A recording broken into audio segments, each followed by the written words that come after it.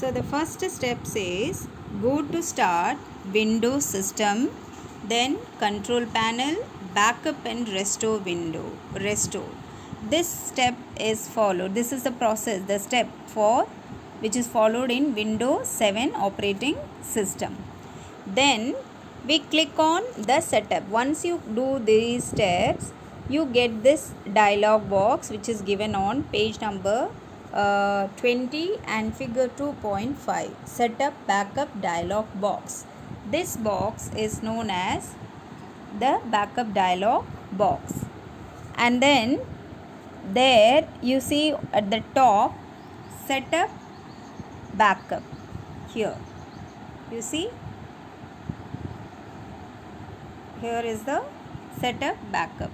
Then select where you want to save your backup. So that what does it ask you to do in here?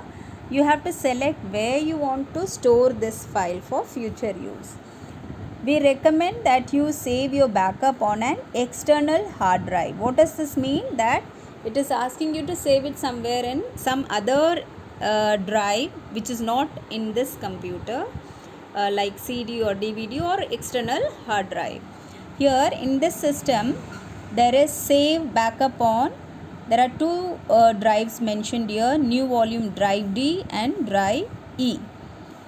Instead of if you don't want to take it here, you take it, it is suggesting you, it's giving you idea, giving you this idea that you take this backup somewhere else. If you don't want to do it and you want to take it on the other drive like new volume E drive, you can select either of the any of the two, or if you have attached any external drive, that will also show if you have attached it and you can choose it. The next one is setup backup.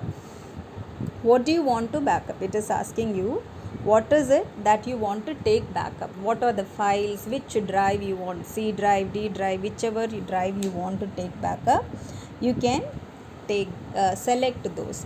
And there are two options for it. One, you can say take backup in with two ways. One, let Windows choose it. This is recommended by the computer, that let the computer do it for you. Or if you know, if you are comfortable doing it, selecting it yourself, choosing some particular files only, then you can do that by yourself by clicking on the let me choose option. So these are the two, 1 and 2. These are the two options available for you. Once you click on here in the example given on page figure 2.7, setup backup, you have chosen that let Windows choose it. So Windows has chosen itself and it has given you this dialog box, and it is asking you backup location is, you have chosen new volume D drive. So you have not taken any external drive, you are taking it in the same computer in drive number D drive, and it is giving you what all items you have selected for taking backup. So all the users, system image, all this has been included in the backup. Then it is asking for the schedule. Schedule means like when we fix a meeting every week, if we are going to have it at the same time, then we can say every time automatically it will start that schedule. So if you don't want to do that and you want to do it yourself manually, then you can ignore this option. So here it says every Sunday at 7 p.m. you want to do this, or you want to change the schedule. So you can click on this and make your options set here. Then once that is done, you say save settings and run backup. So once you click on this, you save this options you have selected, it will start taking the backup, and it takes some time. This backing up takes little time, so you need to wait for it to finish the backup setup. So the next screen that these are the steps that are given here. Once you have done this, click on the save button, save settings and run backup option, and the backup process will start. So once this is done, it will show you that the backup has been taken.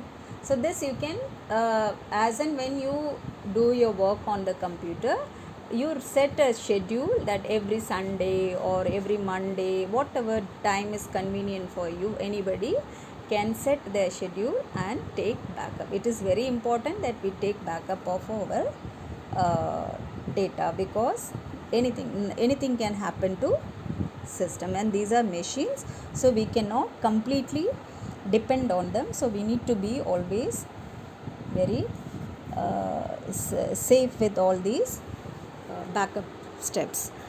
Now the next utility we are going to learn is compression.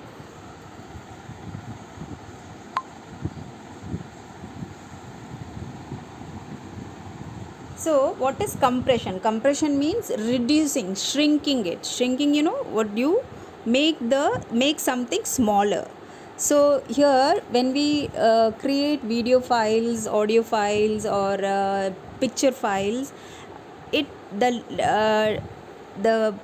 file becomes bigger in size. So when we send it to somebody, it takes lot of time, and it cannot be sent very easily. So for such things, and it takes lot of space in the disk also. So what we do, we reduce the size so that it can reach the we not reduce, we compress it. We make the file smaller by using these softwares like WinZip, PKZip, 7-Zip, etc. And we send it to the person, and it reaches very easily. But one thing that we have to remember here is, like we compress the file, we need to extract it also. We need to, when they receive it, they cannot simply open the compressed file. They have to have a decompressed form. The file needs to be decompressed again to open it, to view it. So it is a process that shrinks file. Compression is a process that shrinks, makes it smaller, so that less disk space is occupied. The files that are bigger in size need to be compressed. So like video files and bigger file needs to be compressed when we are sending as an email attachment. Or those files which we are not using for a very long time, we can reduce it and store it as, because it will take less space in the disk also. Can be read. These files cannot be read directly. You cannot open them like you open any other document.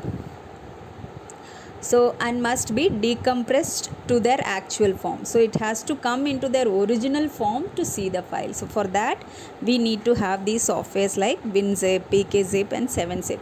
And when you open these files through these softwares, it will first extract them to their original form, and then it will show you. That's the utility of compression. Compression utility. I hope I have cleared, I have made you understand these topics. In case you have any problem, I would want you to underline and keep it ready for our next Zoom class. When we have face-to-face conversation, you can ask all these questions. So today for your homework for you to do is read the chapter from page number 19 to page number 21, the topics that we have covered, and underline all the difficult words. And I am going to ask you to show me the book with your underlined words. Like in the morning when I had a conversation with you, I found that most of you didn't do your homework. I don't want that. Please do your homework as and when you get it. Watch the video very carefully and do the homework. That's all for today, children. Take care.